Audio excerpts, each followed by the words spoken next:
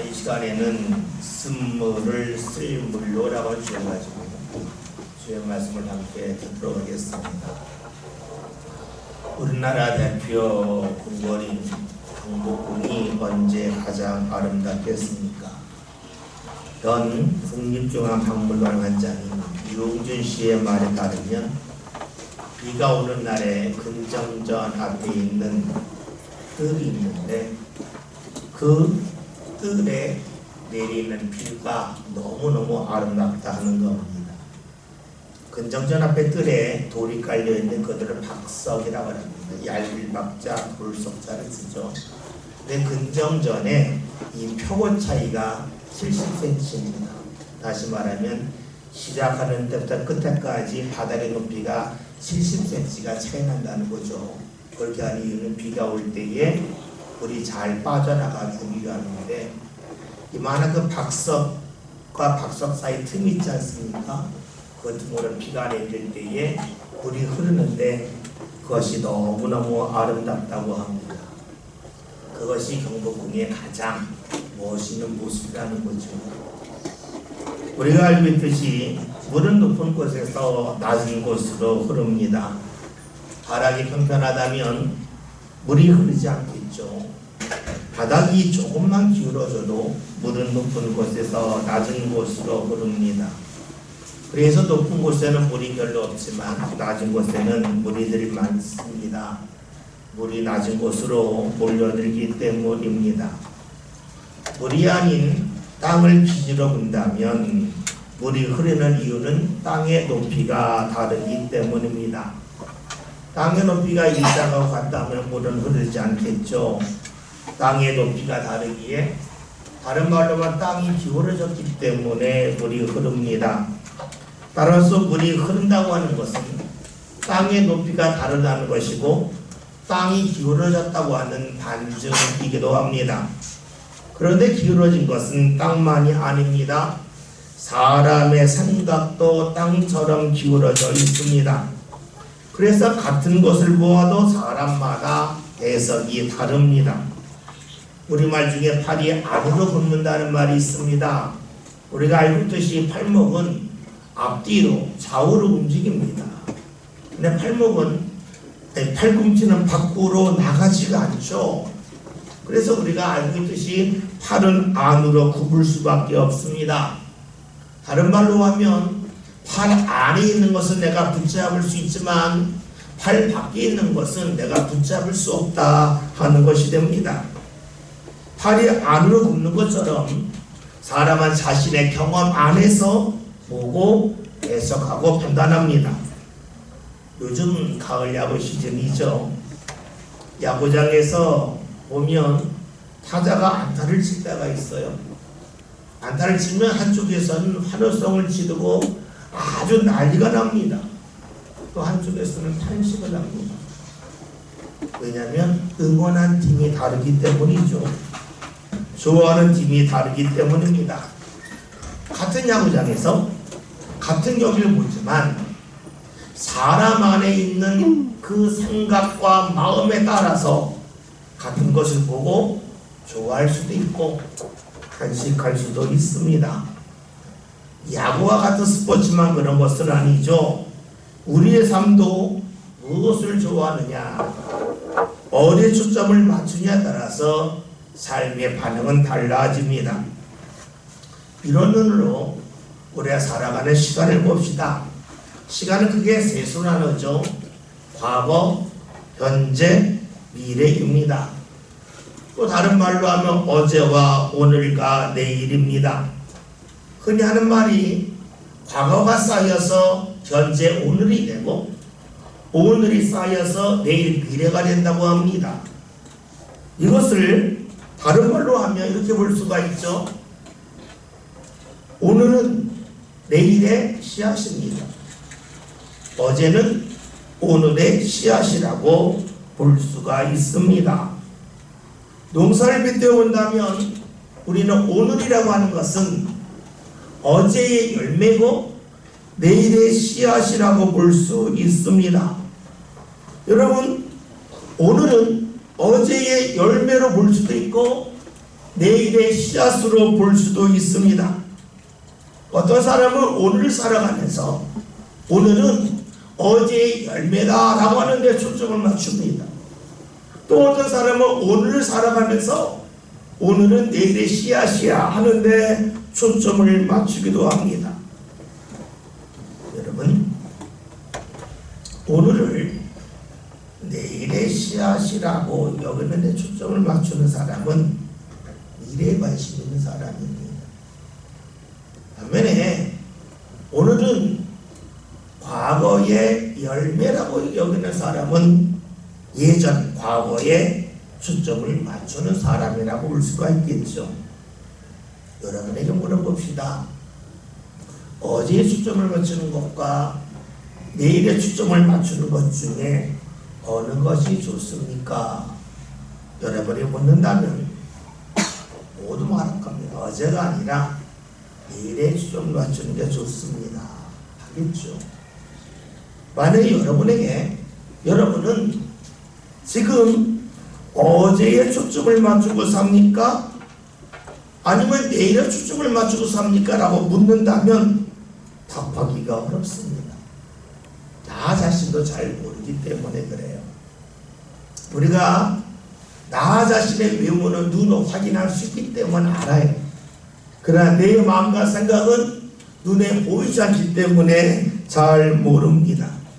그러나 나의 반응을 보면 내가 어제의 초점을 맞추는지 내일의 초점을 맞추는지를 알 수가 있습니다. 여러분 봅시다. 열매를 수확하는 것과 씨앗을 심는 것 중에 무엇이 더 힘들겠습니까? 당연히 씨앗을 심는 겁니다.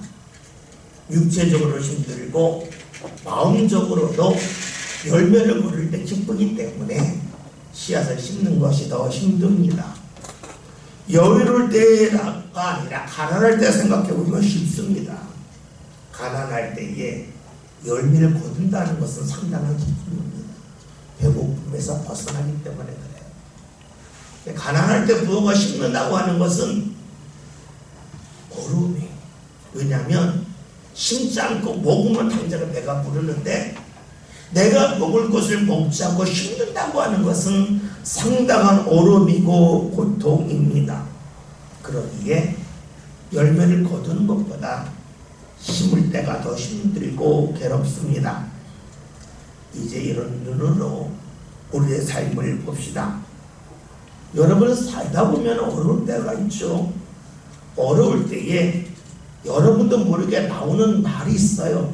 그 중에 하나가 이거 아닙니까? 내가 무슨 죄가 그렇게 많아서 나에게 이런 일이 일어난단 말인가 하는 겁니다. 때로는 누군가 나에게 힘들게 하는 삶을 대할 때 나도 모르게 이런 말합니다. 내가 한 게 있는데 어떻게 나한테 그렇게 하지? 자연스럽게 나옵니다. 특별히 많은 부모들이 자녀를 대하면서 내가 지를 어떻게 키웠는데 네가 오늘 나한테 이렇게 할 수 있어 하는 서운한 마음이 많이 있습니다. 봅시다. 이렇게 말하는 사람은 오늘을 무엇으로 봅니까? 어제의 열매로 봅니까? 내일의 씨앗으로 봅니까? 답이 나옵니다. 오늘을 어제의 열매로 본다는 겁니다. 오늘을 어제의 열매로 본다는 것은 과거 중심적인 삶이라는 거예요. 오늘을 내일의 씨앗으로 본다고 하는 것은 미래의 지향적인 사람으로 볼 수가 있습니다. 우리는 미래의 지향적으로 살기를 원하지만 실제 우리의 생각은 과거 중심적일 때가 너무나 많이 있습니다. 다른 말로 하면 어떻게 살아야 할지를 알지만 그렇게 살지 못하는 것이 우리의 모습이라는 겁니다. 오늘 눈앞에 어려움이 있다면 과거 중심적인 사람은 단순합니다. 내가 지금까지 열심히 살았는데 내가 지금까지 많은 수고했는데 결과가 고작 이것인가 하기 때문이죠. 반면에 미래지향적인 사람은 씨앗을 심을 때구나 하는 것을 알게 됩니다. 씨앗을 심는 것이 쉽지 않고 어렵기 때문입니다. 세상 사람만 그런 것은 결코 아니지요. 하나님을 믿는 신앙의 사람도 과거 중심적인 사람이 있습니다. 이런 사람은 힘든 일이 있으면 똑같이 말합니다. 내가 지금까지 하나님을 믿고 헌신하며 살아왔는데 내가 이렇게밖에 못 살아 하는 말을 합니다. 자연스럽게 하나님을 향한 원망으로 이어지고 신앙의 자리를 불편해합니다. 반면에 하나님을 믿는 가운데 미래적 지향적인 사람이 있습니다. 이런 사람은 오늘 힘든 일이 있으면 하나님께서 나에게 새로운 열매를 거두게 하신다고 믿기 때문에 힘들어도 믿음의 씨앗을 심어야지 하면서 하나님을 가까이 합니다. 그렇습니다. 과거 중심적인 사람과 미래 지향적인 사람은 힘든 것에 대한 해석이 다르고 반응도 다릅니다. 하나님을 가까이 할수록 신앙이 성장할수록 어려움 앞에서의 반응은 크게 달라집니다. 우리가 잘 아는 요한복음 9장이나 말씀을 보면 나면서부터 앞을 보지 못하는 맹인을 보면서 제자들이 예수님에게 묻습니다. 선생님, 이 사람이 맹인이 된 것은 부모의 죄 때문입니까? 이 사람의 죄 때문입니까? 라고 묻습니다. 왜 이렇게 묻습니까? 제자들은 오늘은 과거의 열매라고 여기기 때문입니다. 그런데 예수님은 말씀하시죠. 아니다. 하나님의 영광을 드러내기 위함이라고 말씀하십니다. 오늘은 과거의 열매로 볼 것이 아니라 내일의 씨앗으로 모아야 된다는 것이 바로 예수님의 말씀입니다. 예수님은 어떤 사람을 원하십니까? 과거 중심적인 사람이 아니라 미래의 지향적인 사람입니다. 오늘을 살면서 오늘은 과거의 열매라고 여기는 사람이 아니라 미래의 씨앗이라고 여기는 사람을 원하신다는 것이죠. 그러면 이제 우리는 하나님이 왜 우리 삶 가운데 어려움을 허락하시는지에 대하여 알 수가 있습니다. 그 이유는 하나님은 믿음의 사람이 오늘을 과거의 열매가 아니라 미래의 씨앗으로 보기를 원하시기 때문입니다. 오늘 본문의 말씀은 이런 하나님의 모습을 잘 보여주고 있습니다. 본문 말씀 22절 23절 보겠습니다. 모세가 홍해에서 이스라엘을 인도하매 그들이 나와서 수르강으로 들어가서 거기서 4일길을 걸었으나 물을 얻지 못하고 마라에 이르렀더니 그곳에 있어서 마시지 못하겠으므로 그 이름을 마라라 하였더라. 아멘. 본문 출애굽기 15장을 읽었는데 그 앞 14장에 있는 말씀은 이스라엘이 바다를 건너는 것에 관한 말씀입니다. 애굽의 군사들이 따라오는데 바다가 갈라졌고 그 바다가 갈라진 사이길로 이스라엘이 건너가죠. 그러자 바로의 군사들, 애굽의 군사들이 따라왔는데 이스라엘의 바다를 건너자마자 물이 합쳐집니다. 그래서 애굽의 군사가 다 죽어요. 이를 보고 나서 출애굽기 15장을 가면 이스라엘 사람들이 하나님께 찬양으로 영광을 돌립니다. 은혜 주신 하나님께 감사한 마음이 너무 커서 모든 이들이 찬양을 합니다. 악기를 동원해서 주를 찬양합니다. 하나님이란 찬양을 얼마나 기뻐하셨겠습니까? 이제 이스라엘도 하나님을 향한 믿음이 견고해졌기 때문이죠. 그런 이스라엘이 홍해바다를 건넌 후 3일거리를 갔는데 마실 물이 없습니다. 마실 물을 발견했는데 그 물이 너무 썼습니다. 썼다고 하는 것은 너무너무 짜서 짠맛을 넘어서는 쓴맛이 났다 하는 것입니다. 이때 이스라엘 사람들은 매우 당혹스럽습니다. 불과 3일 전에 하나님을 바라보며 얼마나 열심히 찬양했습니까? 기쁨으로 찬양했고 헌신의 힘을 다하여 찬양했습니다. 늘 원망했던 이스라엘이 하나님을 찬양했습니다. 왼쪽으로 완전히 달라졌습니다. 하나님을 멀리했던 이들이 하나님을 가까이 했습니다. 그렇다면 당연히 하나님이 좋은 걸 주셔야 되잖아요. 그 기대가 가득했는데 그 기대가 완전히 무너집니다. 3일 동안 물을 마시지 못한 것도 힘든데 찾은 물이 짜서 갈증을 더 유발하였기 때문입니다. 이때 이스라엘이 어떻게 반응합니까? 24절 봅니다. 모세에게 원망하였는데 우리가 무엇을 마시라 하네. 아멘.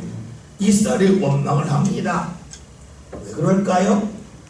그들의 생각은 오늘은 과거의 열매라고 여겼기 때문입니다. 다시 말해서 자신들이 그토록 하나님을 찬양했는데 결과가 고작 이것인가 하는 마음이 들었기 때문입니다. 사실 이런 모습은 낯설지가 않죠. 많은 신앙의 사람이 이처럼 반응을 합니다. 오늘을 과거의 열매라고 하는데 초점을 맞춥니다. 그래서 신앙으로 열심을 낸 사람들이 오늘 삶에 힘든 일이 다가오면 견디지 못하고 원망합니다. 자신만 그렇게 보는 게 아니에요. 때로는 부모를 그렇게 복도해요. 간혹 이런 말 하는 사람이 있습니다. 우리 부모님 그토록 열심히 신앙생활 했는데 이렇게밖에 못 살아요. 모든 거 하나님께 맡겼는데 돈도 별로 없고 건강하지도 못해요. 이거 하나님 맞는 겁니까? 하면서 따지는 사람도 있습니다. 왜 그래요? 이유는 간단합니다. 오늘을 과거의 열매로 보기 때문입니다. 이런 사람들의 특징이 있죠. 다른 사람을 쉽게 판단해요. 누군가 힘들면 에이 오죽했으면 이런 오름이 있어. 얼마나 하나님을 멀리했기에 이토록 오름당해 하면서 사람을 쉽게 평가합니다. 마치 요한복음 9장에서 예수님의 제자들이 내기를 보면서 예수님 이 사람의 매게 될 원인이 이 사람 죄 때문입니까? 부모님의 죄 때문입니까?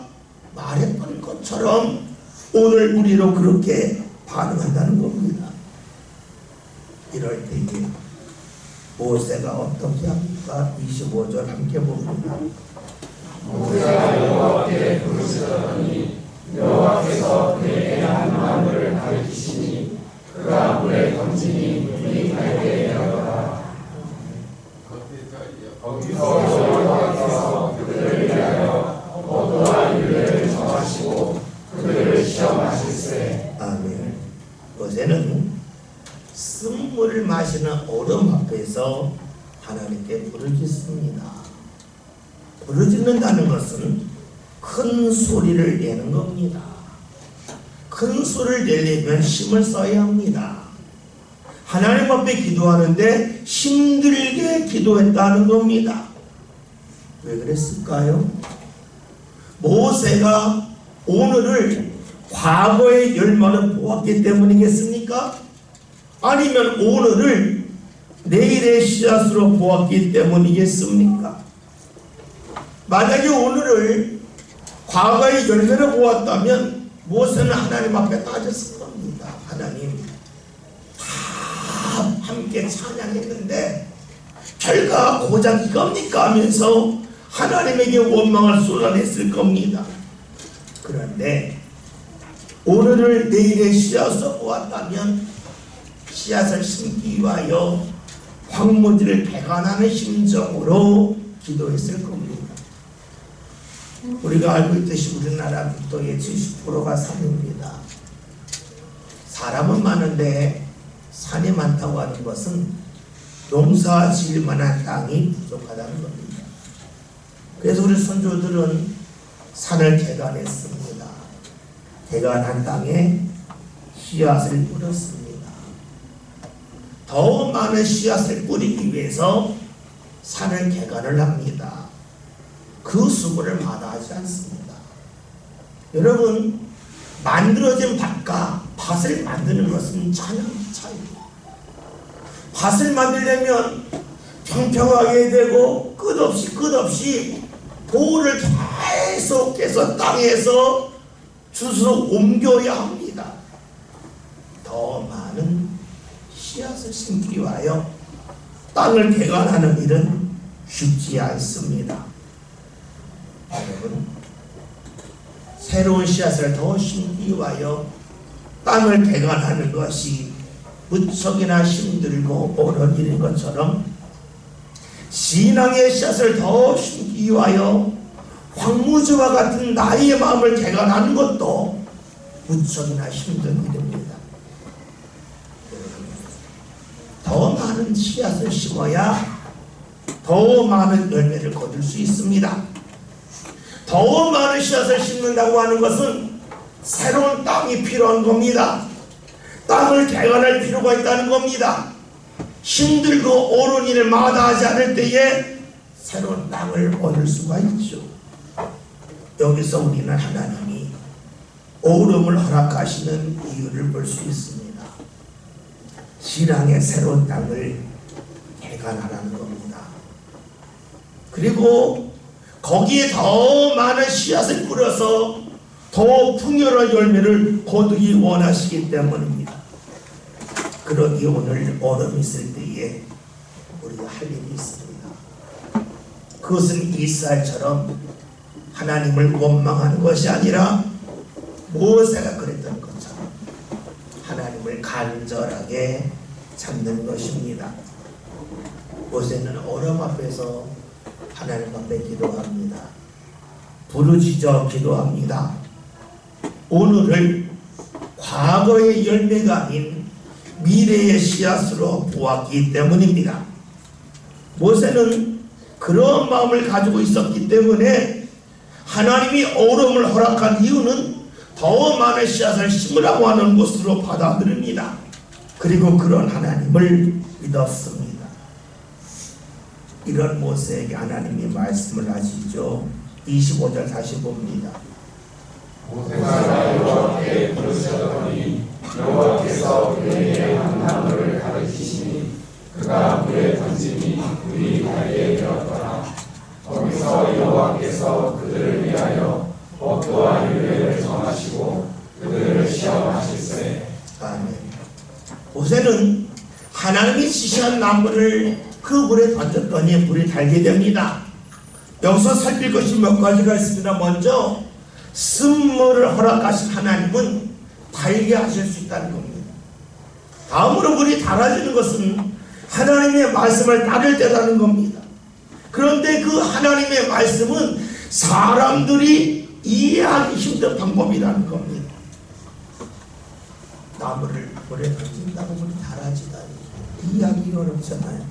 그러나 이해하기 힘들어도 주의 말씀을 믿고 따를 때에 하나님의 말씀이 이루어집니다.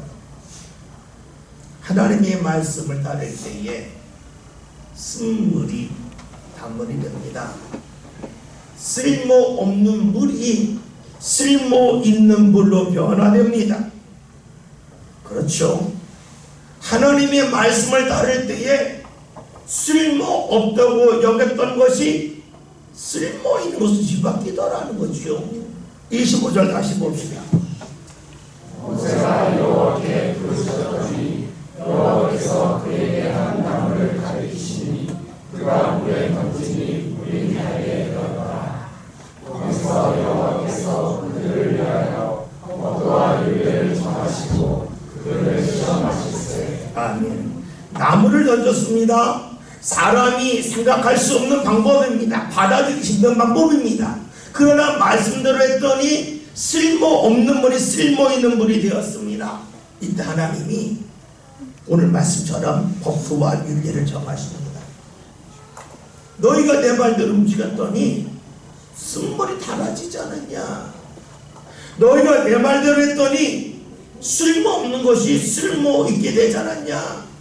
너희가 이해할 수 없다 할지라도 내 말대로 움직였더니 변화되지 않았냐. 그러니까 앞으로 내가 너에게 주는 말을 너희가 지키면 좋겠다. 그래서 율례와 법도를 전해주십니다. 여러분 봅시다. 나무를 던져서 물이 달아진다고 하는 것을 과학적으로 증명할 수 있겠습니까? 결코 증명할 수 없습니다. 이 말을 누가 이해할 수 있겠습니까? 그러므로 하나님은 이런 방법을 사용하셨습니다. 왜 그럴까요? 그 이유는 사람은 자기중심적이라서 내 경험과 맞지 않으면, 내 논리와 맞지 않으면 주의 말씀을 할지라도 일단 거부하기 때문입니다. 그런데 주님께서는 거부하지 말라는 겁니다. 물이 달아진 거 보지 않았냐? 너희의 경험과 너희의 논리와 맞지 아니하지만 내 말대로 했더니 쓴물이 달아진 것처럼 너희 삶 가운데에도 내 말을 따르면 너희 삶에 쓸모없다고 여겼던 것들이 쓸모있는 것이 된다고 하는 것을 알기를 원하셨습니다. 그래서 주께서 이렇게 말씀하시죠. 26절 봅니다. 그때 너희가 너희 하나님 나 여호와의 말을 들어 순종하고 내가 보기에 그를 행하며 내 계명의 길을 기울이며 내 모든 길을 지키면 내가 애국 사람에게 내린 모든 지령을 하나도 너희에게 내리지 아니하니 나는 너희를 싫어하는 여호와니라. 아멘. 주의 말씀을 간단하게 그냥 말씀을 지키고 순종하다 말씀하셔요. 그러면 사실은 말씀 뭡니까? 하나님은 치료하는 여호와라는 겁니다. 여러분, 치료한다고 하는 것은 고친다는 거죠. 고친다는 것은 무엇을 말합니까? 쓸모없는 것을 쓸모있는 것으로 뒤바꾼다는 겁니다. 변화시킨다는 거죠. 다른 말로 하면 하나님이 개입하지 않으면 쓴물이었는데, 마실 수 없는 물이었는데, 버릴 수밖에 없는 물이었는데 하나님이 함께 하실 때에 단물이 되었다. 쓸모있는 물로 뒤바뀌었다, 변화되었음을 말씀하고 있습니다. 여러분, 그렇죠. 치료가 되지 않을 때에 어려움과 두려움과 아픔의 결과는 고통입니다. 그런데 치료가 될 때에는, 회복이 될 때에는 어려움과 두려움과 아픔의 결과는 감사와 즐거움입니다. 자녀들 어렸을 때에 놀이동산에 갔습니다. 놀이동산에 가면 올라가다가 뚝 떨어지는 거가 있잖아요. 너무너무 겁나더라고요. 저희 집 자녀들도 막 얼굴이 그렇게 막 내부러더라고요. 왜냐하면 겁나잖아요. 근데 한 번, 두 번 타보고 나니까 안 떨어지걸 알아요. 그때부터 무서워요. 여러분, 그렇지 않습니까? 내가 두렵고 떨려요. 그런데 여러분, 거기서 치료가 된다고 하면 그때부터는 즐겨요.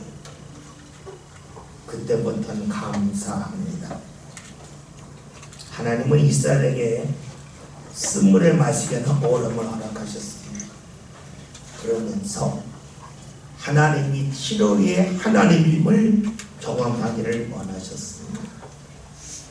달리 말하면 오늘을 과거의 열매로만 보지 말고 내일의 씨앗으로 보기를 원하셨습니다. 그렇게 보는 사람은 얼음 속에서 원망하지 않습니다. 씨앗을 심는 일은 원래 힘들고 어렵기 때문입니다. 그래서 그 얼음을 받아들입니다. 얼음 속에서 수수할 날을 소망을 합니다. 반면에 오늘을 과거의 열매를 보는 사람은 얼음을 견디지 못합니다. 자신에 대하여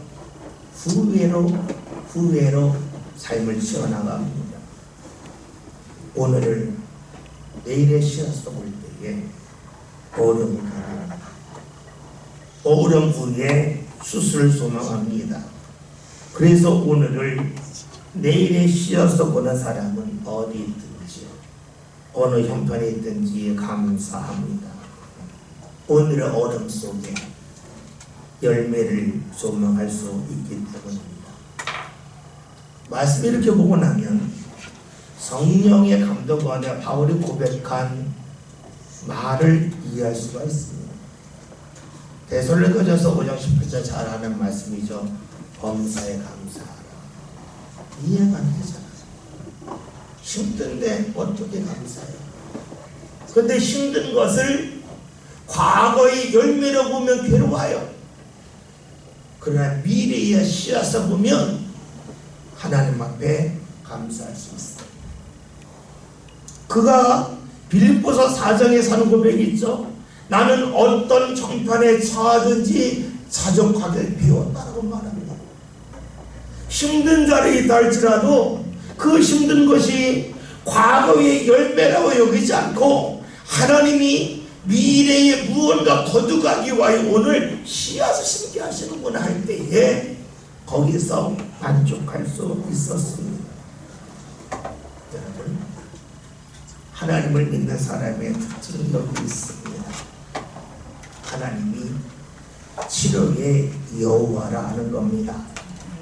그래서 오늘의 쓴물을 주님이 함께 하심을 통하여 단물로 바꿔주심을 합니다. 씨앗을 심는 아픔과 고통이 풍성한 열매를 맺는 그러한 출발점임을 받아들입니다. 하나님은 이 사람이 바라신 것이 있습니다. 오늘을 과거의 열매가 아닌 내일의 씨앗으로 보라는 겁니다. 과거 중심적으로 살지 말고 미래 지향적으로 사는 믿음의 사람이 되라는 겁니다. 그래서 하나님은 이해하기 힘들다 할지라도 하나님의 말씀을 믿고 따를 때에 쓴물을 달리하셨습니다. 거기에나 이스라엘 사람들이 하나님 나무를 던진다고 해서 물이 달아져요. 그런 소리 하지 마세요 하면서 말씀을 따르지 않았다면 그들은 단물을 경험하지 못합니다. 치료하시는 하나님의 손길을 경험할 수 없죠. 이스라엘 사람들이 치료의 하나님을 경험합니다. 이때 하나님께서 이스라엘을 더욱 풍요로운 자를 인도하여 주시죠. 27절 봅니다.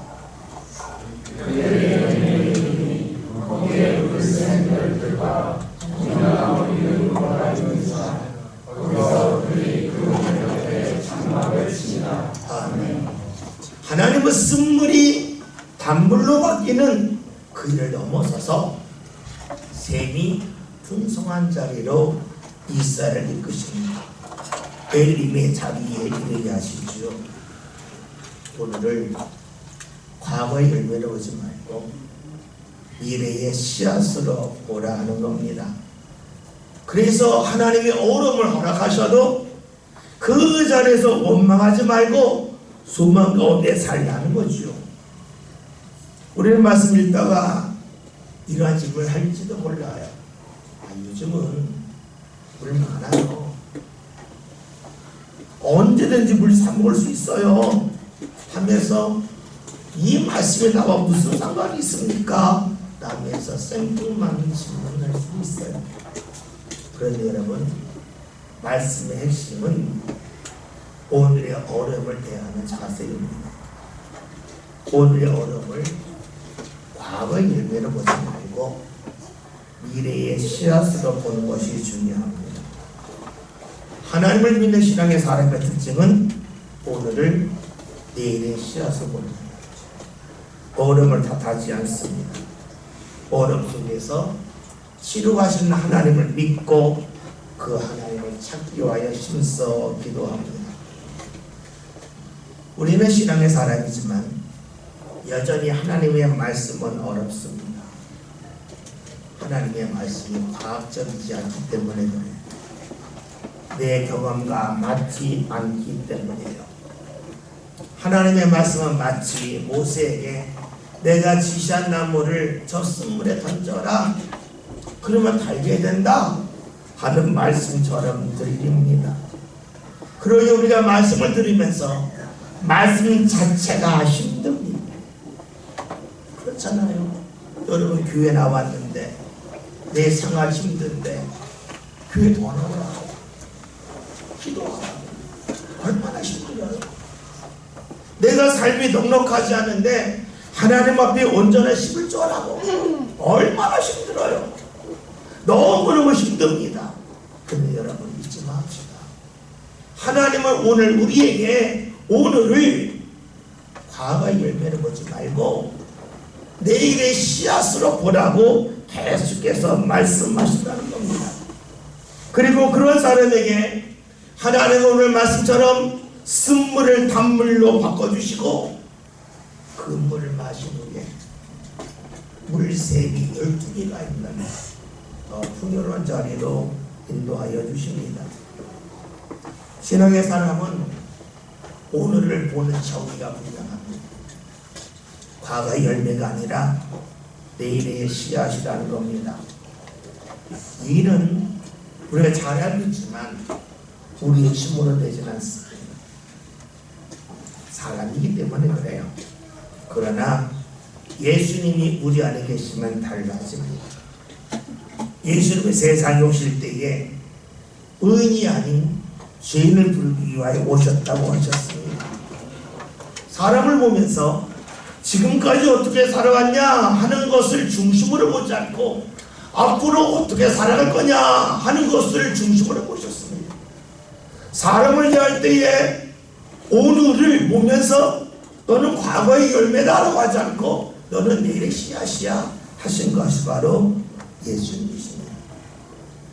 그 예수님 우리와 함께 하실 때 우리가 달라지는 것 알아서 달라지지 않습니다. 주님이 우리 안에 들어오실 때 비로소 오늘을 보는 우리 눈이 달라집니다. 오늘을 과거의 열매가 아닌 내일의 씨앗으로 볼 수 있습니다. 그리고 그런 우리에게 하나님의 인도하심은 끝없이 이어집니다.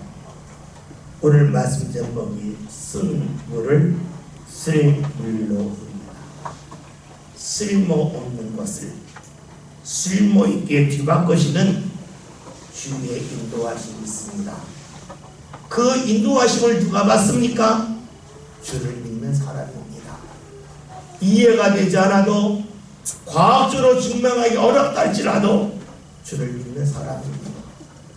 그리고 오늘을 과거의 열매가 아닌 내일의 씨앗으로 보는 사람입니다. 그것은 우리의 결심을 해야 되지 않습니다. 예수님이 우리 안에 오셔야 합니다. 저와 여러분이 예수님을 소망합시다. 예수님과 함께 하기를 정말로 소망합시다. 그래서 주님의 나와 함께 하시는 가운데 오늘을 과거의 열매가 아닌 미래의 씨앗으로 보는 가운데 삶에 있는 쓴물을 쓸모 있는 물로 바꿔주시는 주의 인도하심이 저와 여러분 삶 가운데 나타날 수 있기를 주의 이름으로 기도합니다. 살아계신